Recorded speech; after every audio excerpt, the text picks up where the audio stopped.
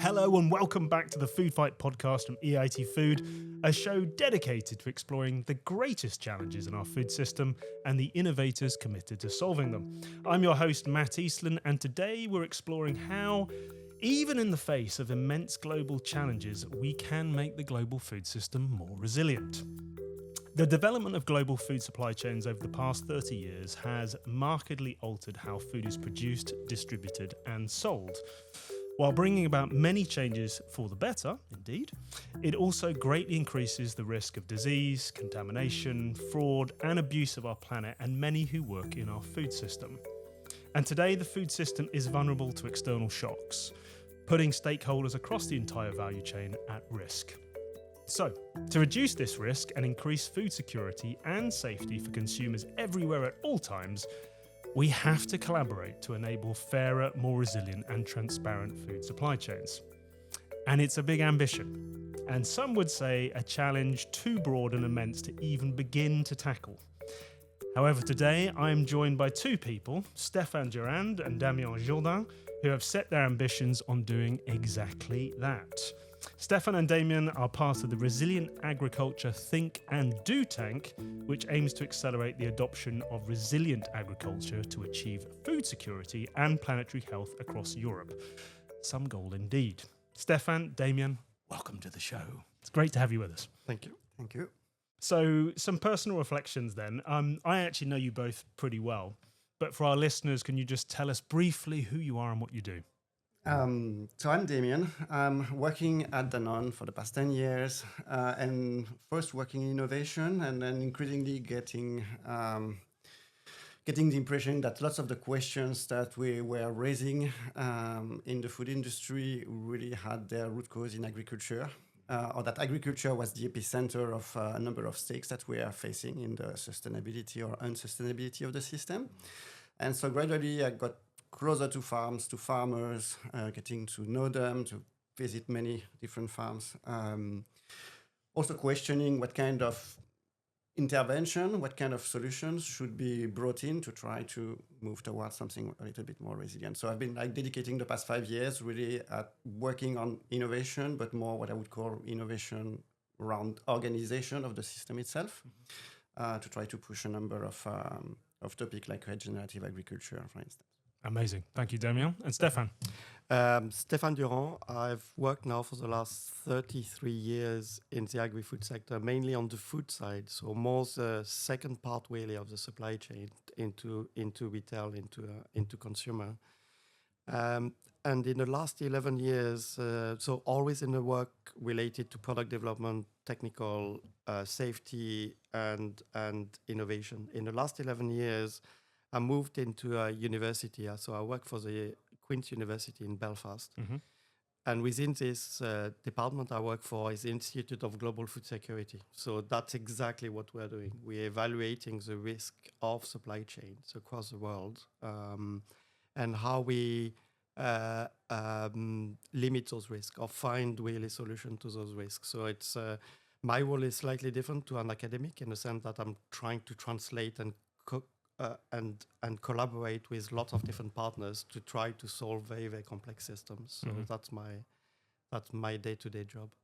Amazing. Thanks, Stéphane. And this is a bit of a reunion for us, right? You were on podcast number 1. Correct. Back 5 years ago, I think it was. So, it's so great and talking about food supply chain. And talking about food supply chain. Well, it's obviously because you're an expert in this space. So on the topic then, we bandy around a lot of words, phrases in the food system, but can I ask you both, how would you define resilience in terms of so agriculture, and why does it matter today more than ever before? I mean, Damien, this is obviously something you're very committed to. Maybe we could start with you. Let me start by saying I think we can all agree that agriculture is a part of society that is pretty vital for how our society function. It's also vital for, or it's highly influential in our cultures. And obviously it's still necessary today just to live, to feed ourselves. So we need an agricultural system that works. And over the past, probably we can say 70 years, with the history of the Green Revolution, it worked very well to create abundance.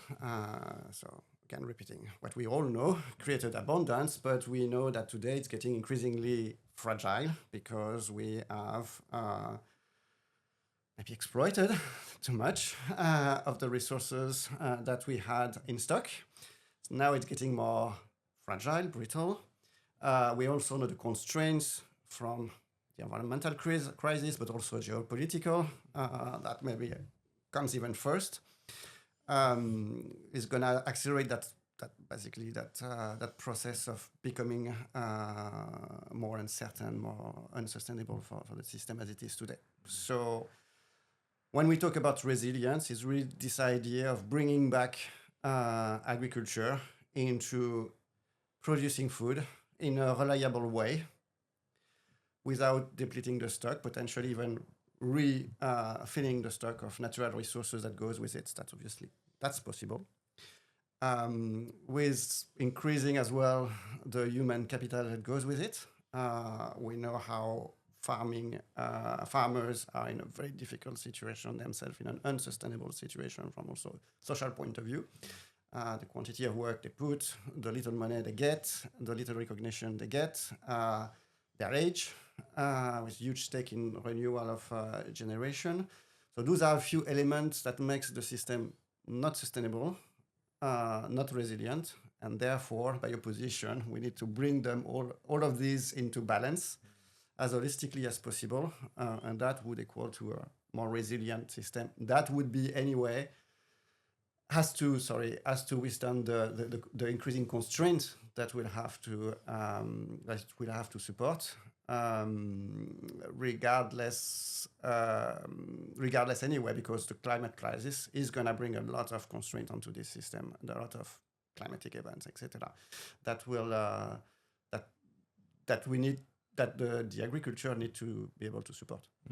Thanks, Damien. I mean, you said words like sort of fragility there, and we were talking about balance, regeneration. I like that idea of sort of not depleting the stock, but actually replacing it more. I mean, Stéphane, anything else to add from your perspective on resilience? Yeah, I'll strip back really to probably the history of humanity, and we've been very good as humans to drive our social environment thanks to how we manage to produce but also to stock food. In the last 30 years, that was your question, is at the beginning was the last 30 years. The dirty word has been really, and it's been extremely successful. So I don't like using this word as a dirty word, but it's now being seen as negative, which is globalization. But globalization has allowed really humanity to continue really thriving and allow really all population to receive the right amount of food in the right place. And it's been amazing. In particular past the Second World War, where people were really struggling to get that food. Unfortunately, exactly what Damien is saying is, in order to do this, we've done that by relying almost exclusively on non-sustainable systems.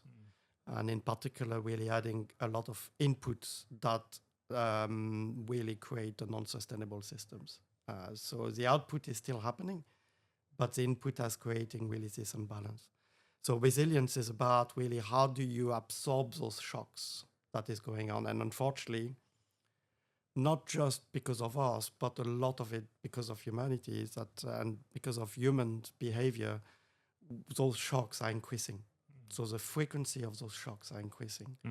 And because we're relying so much on global systems, it becomes less and less. The system is not allowing really those shocks to be absorbed properly to a point where eventually we see breaks. So resilience is about how you manage to create systems that can continue to receive the flow of food without depleting really the planet, as Damien was saying, but also in relation to the shocks at the moment that we see that are really extreme, which is climate change, is the one that suddenly from a concept in the 60s, 70s, really by scientists and ecologists mainly, into something that now is real. Is you feel really the power of nature in its full force in all parts of the world, and the consequence is those shocks are happening more frequently. So resilience is about, despite this increases those shocks, how do you continue really to receive the flow of food and in a way that continue really to allow humanity to thrive?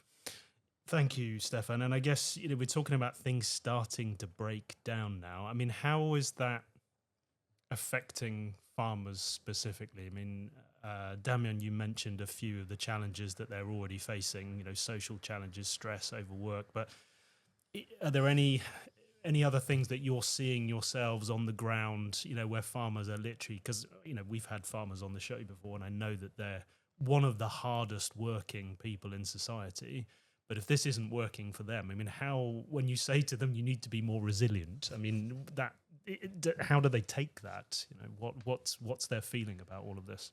First of all, I don't tell them they need to be more resilient. They come and tell their story. So last Sunday, I was at another roundtable with farmers, and one of them, cereal grower, was very much explaining that when he started being a farmer, like some 20 years ago, he would assess like every 6 years to have a climate event. Now for him it's once a year. It's once a year. And just to be even more precise, as an example, there is another farmer near where I live. She's growing fruits trees, Sonoka. Last year there was a lot of rain, so no pollen because it was runoff, so no pollinization, no fruits. The year before, it was frost in spring, or burned by the frost, no fruits. The year before, it was the drought, and actually even the sunburned, no fruits, and on and on and on again and again. And each year there is one, and particularly fruit trees, for example, that's really becoming a very, very difficult agriculture, even more difficult than the other ones. So it's really on the ground, it's happening, they know it, and then all the other problems that we know are adding up, but really this one is making the whole their whole model really complicated. And they don't really have time, because they work so much, they don't have time to get trained in resilience. They don't have time to access that knowledge. Obviously, they speak to each other. But indeed, by the way, at EIT or at Danone or etc., we are working on how we bring that knowledge to farmers and then allow farmers to train themselves or be supported, etc. Because themselves, they cannot do it. So they need that support, knowing that they don't have the time, they don't have the resources, they don't have the money. So they cannot do it themselves. Which brings us nicely onto the think and do tank. So think tanks, everyone's heard of think tanks. Think and do tank, what's all that about? I mean, I guess the clue's in the name, but maybe you can unpack that for us. What does it actually do, Stéphane? Why is the do part just as important as the thinking part? Again, it's been already a lot of thinking, a lot of talking, and now it's about really also how we translate it into actions. And if you disaggregate the problem is it's a talk show. So how do you avoid really being nice publication or nice talks into really something that is meaningful, in our case, to the farmers, because that the farmers are going to really feel it, as exactly as Damien is saying, but also have the solutions or will need to have the solutions. So how do we translate really what we're learning from science, from work that is going on around the world, but also mainly in Europe. And how do we make this work? In Europe, we so that's the important part of it is the activities that allow the farmers really to translate the knowledge into really something that is going to be meaningful for them. But what we are really working with this Think and Do tank on resilience in agriculture is making sure we connect the policy part of it, which is really important in Europe, and some really good things, but some things that are creating barriers, into how those farmers, how we engage really with the knowledge that we're getting into really something that is meaningful for the farmers, and in turn, how we make it happen, because all this require funding. So in a nutshell, that's the three pillars of work that we're going to be involved in, and all of them require more than just purely publication, as you see in think tanks. Action. And you mentioned sort of some barriers there. Damien, maybe you can pick up there. What, particularly from a maybe food policy perspective, but what kind of barriers with the Think and Do tank are you trying to or are actually already breaking down? But maybe I want to add a few things on your previous question, and building on what Stéphane was saying back on the wider Think and Do tank. Think is still important. So talk, yes, I totally agree with you, Stéphane. Talk less, do more. Think is important as well. We also live in a world of what I often refer to shallow thinking. And so one of the works here for the think tank is really going into depth of all the knowledge that exists, bringing it together, and from that, shape a thoughtful direction from the action we want to support. What are the real needs? What are the root cause of the problems? The root cause of the problem. What are the needs? What are our theory of change, etc. And so that's really a big part, out of which indeed we can then combine or leverage the platform that EIT is with all the existing programs around agriculture that are quite unique and exceptional, but really bring more intent into it and then leverage it for applying the theory of change that we want to develop. So basically, I see the Think and Do tank working together as the brain that's going to orient a lot of the unique capabilities that EIT has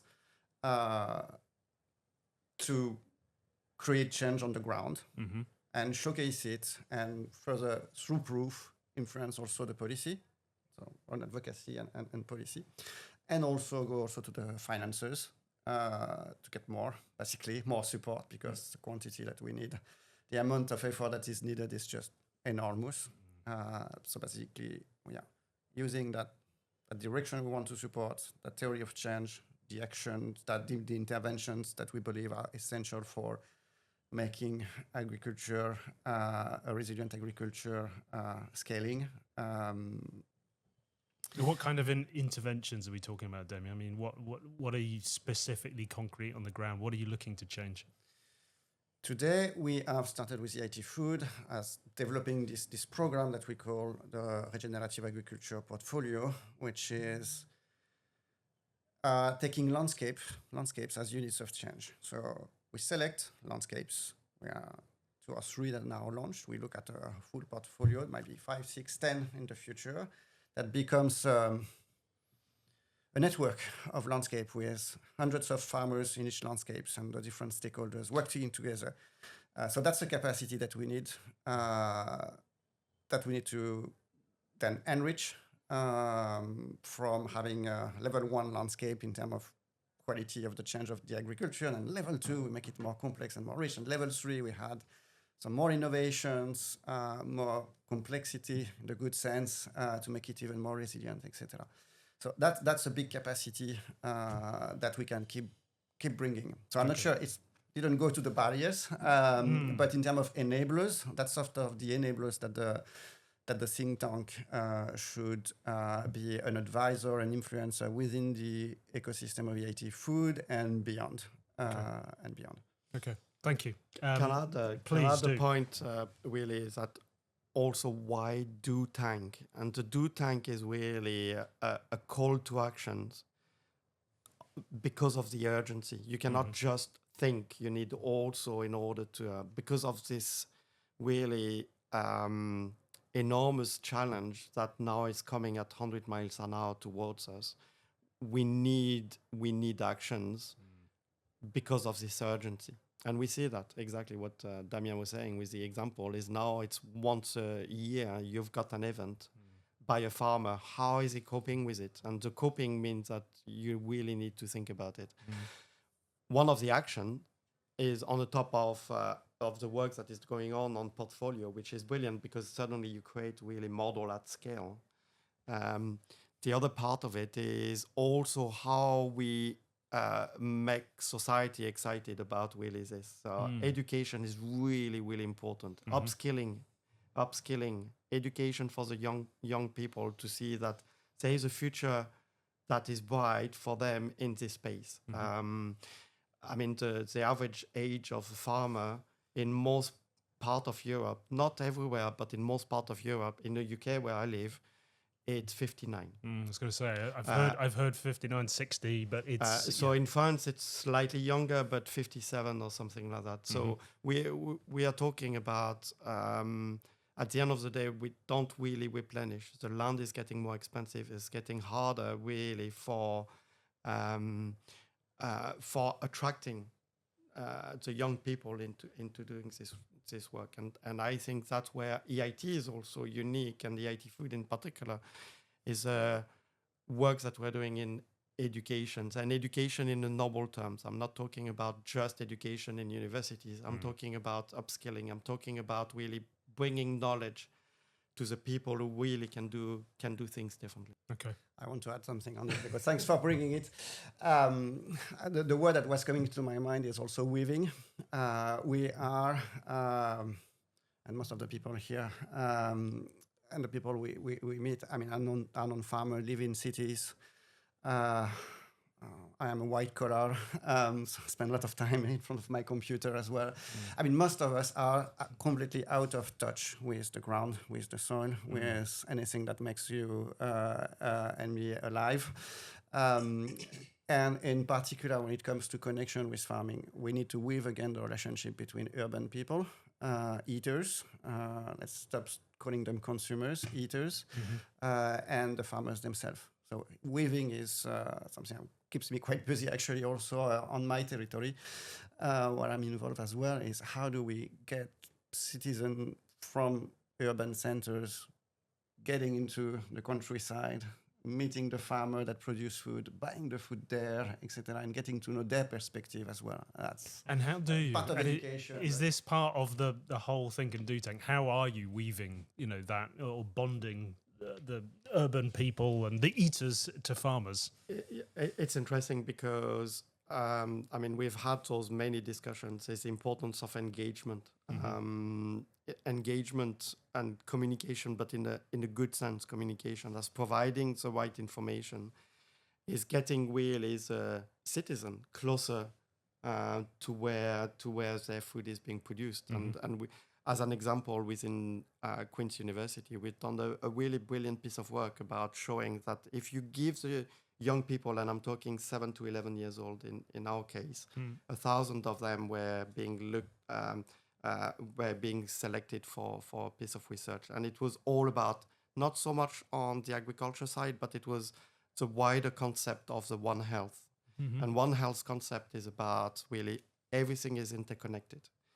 And what we found is if you give them the right tools, the right knowledge, and the right engagement with what's going on in production system, including really at farm level, is they thrive from an education point of view, and that's proven. So amazing. it's reconnecting people, people to the land is, and to the system, to the way that how do you make really your porridge in the morning, your pasta in the afternoon, and your your chicken in the evening. There is a lot of things going on in order to make this happen. And if you give them, the young people, this kind of knowledge, they will actually not only use it, but actually also thrive and change their behavior. And that's really important. So the behavior change is something that we talk a lot about, but it's only possible if you really give them the right tools and information in order to do that. And that's what this study was proving. And that's what we're doing in the Think and Do tank, is connecting the dots, really. That's going to be the important thing. We do a lot of things in EIT Food, but they tend to be siloed. How do you connect all those dots together between the work that Damien is doing on portfolio, on regenerative agriculture and portfolio, the work I'm doing on plausible pathways to net zero for dairy production systems, to the work that we're doing in education with the Grow project, for instance, with farmers. All those needs to be interconnected, and so far EIT is probably lagging. More activities is happening, but there is a lot of opportunities to even do more of this. So let's sorry, I mean, I was just going to say, can we talk about connecting the dots? I mean, we're talking about connecting people more to the land and to where the food comes from, which is obviously an incredibly worthy goal, and one of the things that I am a big advocate for. But in terms of the other objectives specifically of the Think and Do tank, so securing farmer livelihoods, I know, is one of them. So how is the Think and Do tank helping ensure farmers have both the means and incentives to adopt these more sustainable practices? How is that actually working? So the Think and Do tank is a forum that is now getting together, and we'll look at the different levers that we can support this livelihood of farmers. Let's say what we know already, anyway, is that revenues of the farmers is one of the enormous issues that that the profession has. One of the root causes that stops or limits the capacity agriculture, the practices of agriculture, has to reshape itself. Farmer without people who are basically not earning a living out of their activities while working probably 2 or 3 times more every week than the average urban citizen is right, a problem. And so farmers' livelihood and farmer revenue is the entry point, is the first thing. And maybe even the first thing just to get the attention of farmers. I mean, if you start talking about being more sustainable for the planet and you go to farmers and you start from that, seriously, being a non-farmer, I'm not going to stay long before I get kicked out or anybody. So farmer revenue is legitimately the number one point of entry to have discussion that are constructive with farmers because they really need it. And also to bring back around the table the fact that we don't pay as eaters the true price, or let's say the price we pay to farmers is not the price it should be paid. And certainly not in compared to, we were talking about history at the beginning. I mean, a century ago, a household would spend 30% of their income into food. Today it's not the case anymore. I think in Europe it's around 12 to 14%, out of which only 7% goes to the farmer. So farmer revenue is the first one, and that's the first questions to open and pathways to increase the revenue of farmers that then unlock the conversation and additional condition and support we can bring to help them shift their practices. Another point that will be on our plate is, you mentioned it, a renewal of a new generation of farmers, because it's much easier, in my view, to set a new farmer at the beginning of his activity on an agroecological farm than somebody who is 55, even 60, and go tell him that he should have more sustainable practices. Too late, sorry. But again, that's the lot of hope if we put our effort into creating the condition for any new farmers, any young farmer that get on the land and straight goes into sustainable practices. I mean, And it's going to be like 50% of the farmers the next 10 years. So if we get within the next 10 years, 50% of farm in more agroecological practice, I think we've won.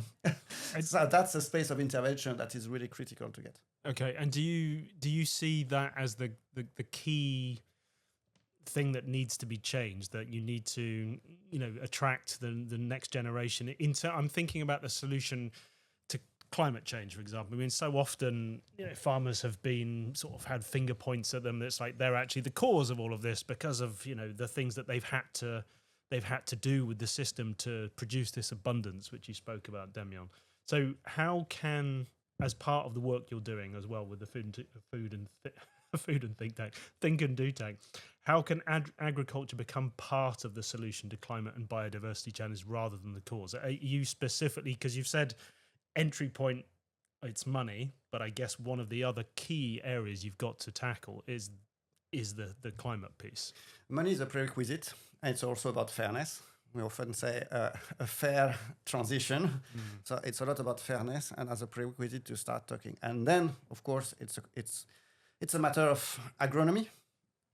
We need to bring to reset agriculture. That was this abundance was created through the kind of inputs that were developed after World War II. That created that abundance, but that's not sustainable. Let's not go back to it. We all know it. It's not sustainable. And now it's getting agronomy back at the heart of agriculture, reset agriculture to function with natural systems. With something that's amazing that is free, that is called photosynthesis or sunlight, photosynthesis. And so when we talk about agroecology, it's making the best use possible, resetting our farms so that they maximize photosynthesis, that they maximize soil life. Again, we say there are about 2 tons of worms in 1 hectare of farmland that do amazing work for free if you let them live. And we create fertility. And I love the work that has been currently being done to redefine what productivity is at farm level by the European Alliance for Regenerative Agriculture. So I try to redefine this, to really take into account all the ecosystem services and the ecosystem or the natural processes that create that fertility, that create yield that can be as high as conventional food, while not damaging the natural capital around, instead creating more biodiversity. So again, it's a reset. That's what's important. We are not here to optimize an existing intensive system and make it a little bit less harmful. It's called a reset. Okay. And from it, then we can, and all the data is there, to be honest. That's why we were insisting at the beginning as well. We need, as a think tank, to collate all this knowledge that exists, put it together to really set the direction we want to support. The knowledge is there. It's for us to then leverage the capacity, the doing capacity of EIT, to put it into thoughtful implementation. Thank you. And Stéphane, I see you're scribbling as well. I mean, anything to add? Or, I mean, Damien started to introduce like the work of kind of EIT Food does specifically. I mean, we're very good at bringing together a remarkable group of stakeholders, and I guess you need everybody there. From the startups to the policymakers, as you said. So can I get a sense from you what actually happens when these people sit down at a table or wherever they are? I mean, does that happen? Do you get food policymakers and farmers face to face with each other as part of the work you're doing? And what are the conversations like? Are they combative? Are they collaborative? I'm interested. So it depends where. Okay, so at the European level, when you talk Europe, there are so many different levels, and that's exactly what Damien said around the example of landscape. You cannot really think about it at Europe. Yeah. It's too vast and too different. When you look at it at very regional or even really small level within the territory, a lot of brilliant things is happening already, okay? The question is how then you make sure that those policies are not counteracting the brilliant work that is going on at local level. And because those policies tend to be very wide sweeping, they miss really the listening at very local level. And therefore, making sure at the end of the day, the farmers are custodian of the land. It is not in their interest whatsoever of destroying the land. That is not what they're there for, because they are thinking the next 100 years. They are thinking about their next, their children and the children of their children. That's how farmers think. So they're not there to destroy it at all. They are there really to make sure that there is a continuity of the system. In reality, policy is so wide sweeping. CAP in particular has been so detrimental to the way of producing efficiently for the farmers and for the eaters, as Damien. I like this one. As the eaters are using, in reality, this disconnect between how much it costs and putting the money on the land, not actually on an output. It's an input. Part of the policy is very detrimental for the farmers, and this kind of policy is actually not helping. So getting the right people together, it's happening all the time, but it's at very local level. Right. What is missing is that how do you do that at top level?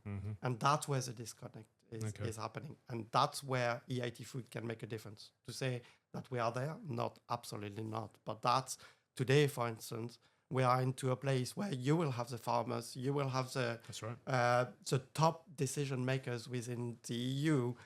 That's a perfect opportunity to at least really have a say about really what works, because there are a lot of good things that work and the things that don't work. But I think we need to be mindful that at the highly local level, I cannot stress out how much already connections and work and discussions is already happening.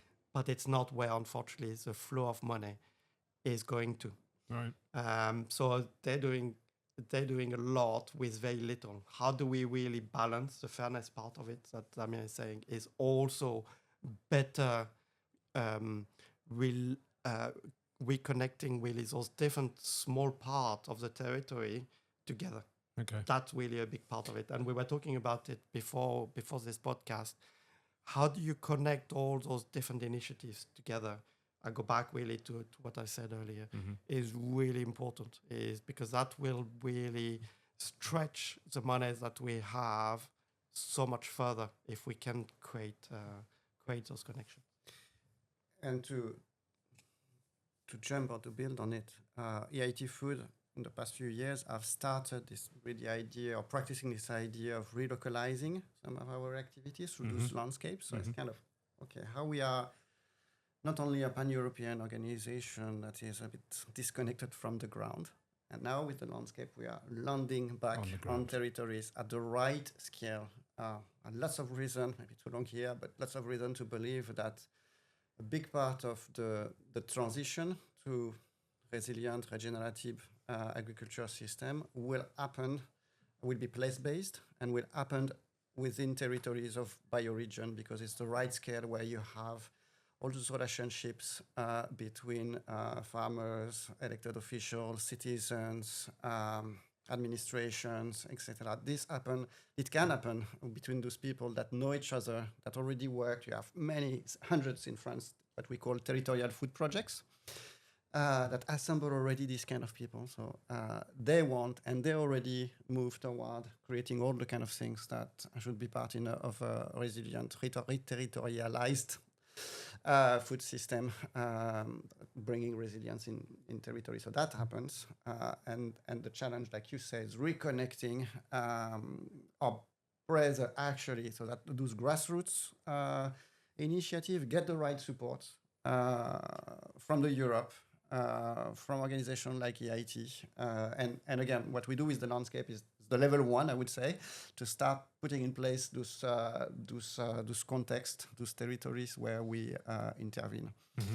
Okay. And I mean, you've almost moved me to there, but I was just wondering, can we build on that? So we're starting to see those connections. There's a lot of movement and on the ground level. We need to kind of bridge that, which I think EIT Food does a really good job of, as you're saying.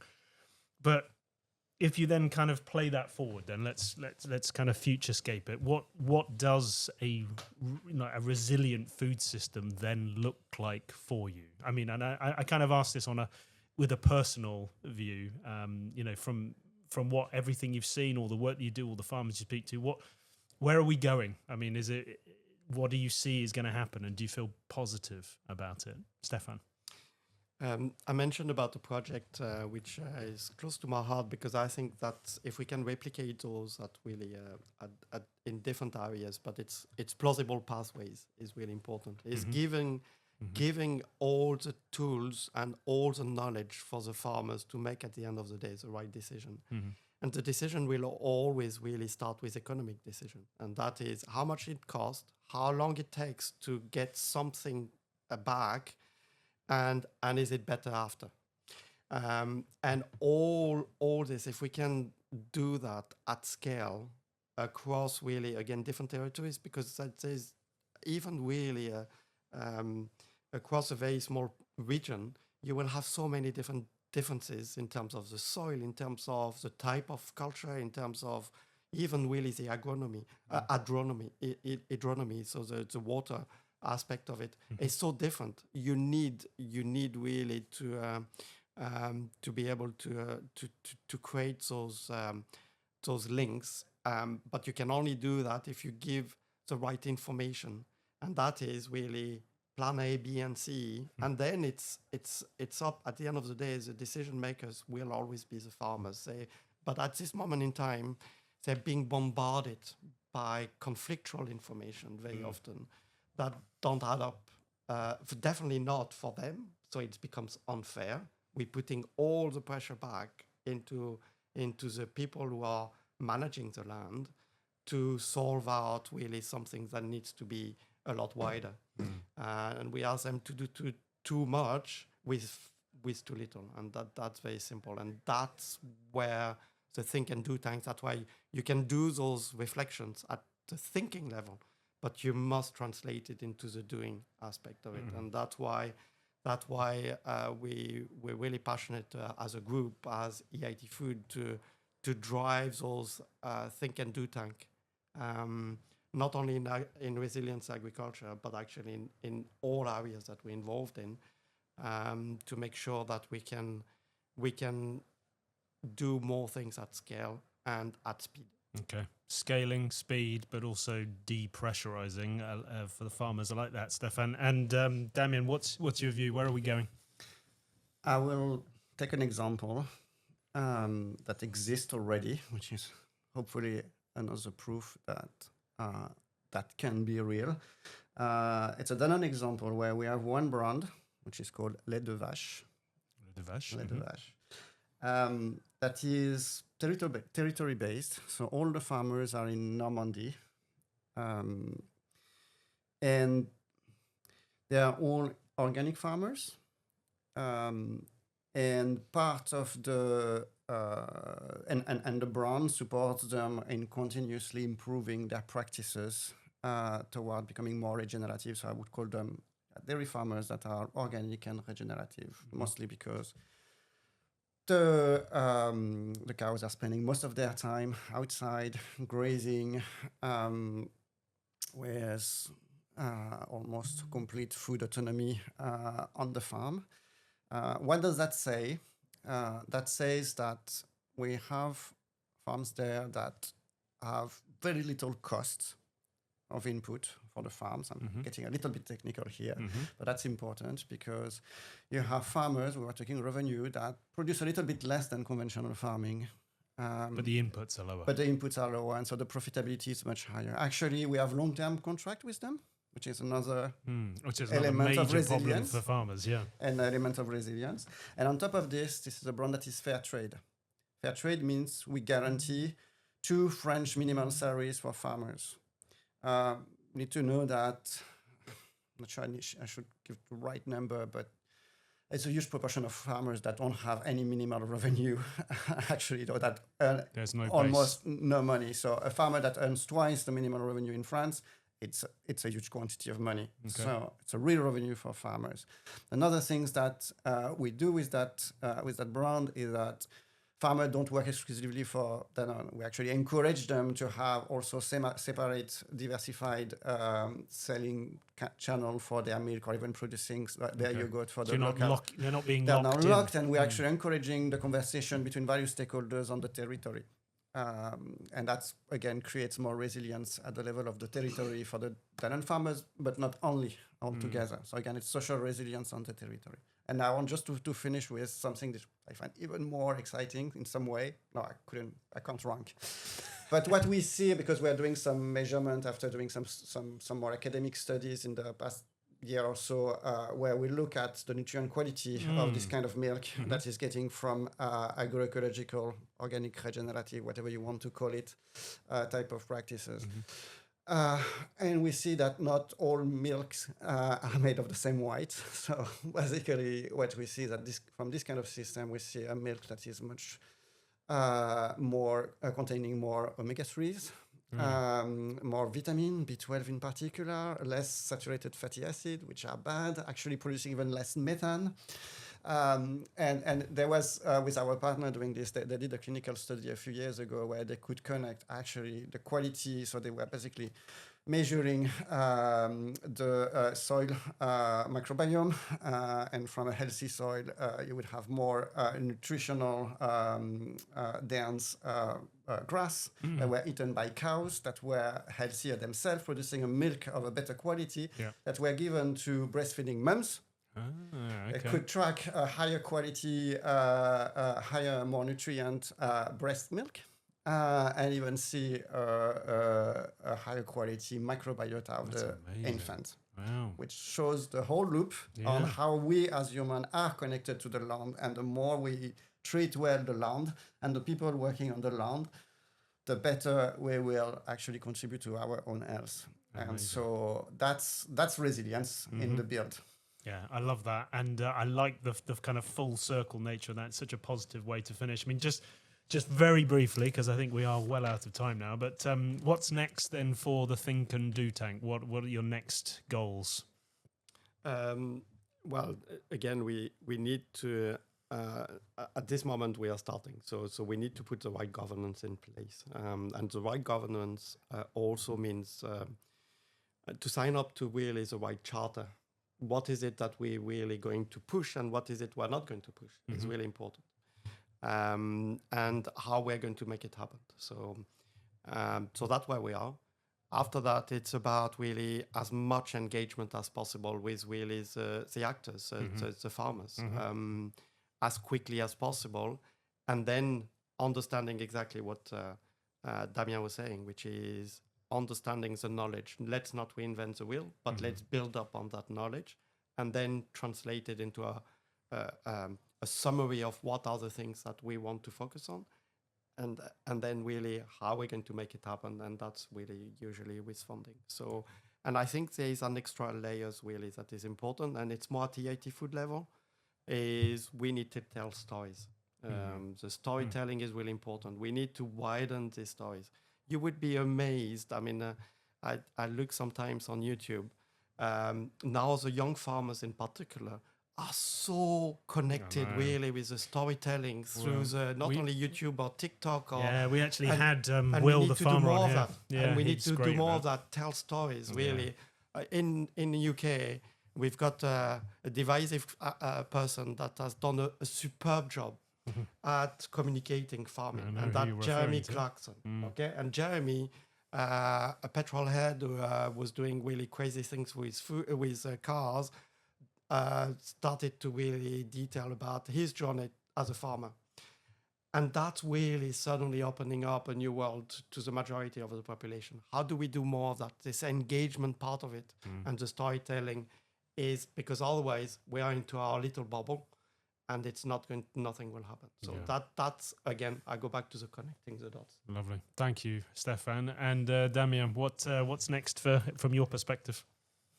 I think Stéphane said most of it. I'm not sure I actually need to add more.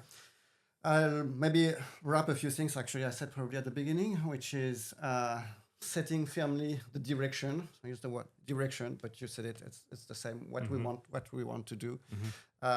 Setting the intervention, so looking at the system, and when it comes to driving adoption and maybe communication and making story is a right way, but what are the intervention with the public, with the farmers, with the politician? What are the retargeted intervention that can produce effects into a system? And with our story, back to it, it's also generating traction to the different decision makers, whether policies or in funding, that we can rally to the cause. So it's almost next is building our pitch from the story perspective, the intent perspective, and getting more partners around the effort and the change we want to make. Well, I really wish you both and the whole Think and Do Tank the absolute best success. That's amazing work that you're doing. So thank you to both for the work, but also for joining us to tell your stories today. So Stéphane, Damien, thank you very much for being on the podcast. Thank you everyone as well who's been tuning in to this week's episode. This has been the Food Fight podcast. If you'd like to find out more, then check out our website at eitfood.eu and join the conversation via the hashtag EITFoodFight on our LinkedIn channel. Thank you everyone for listening.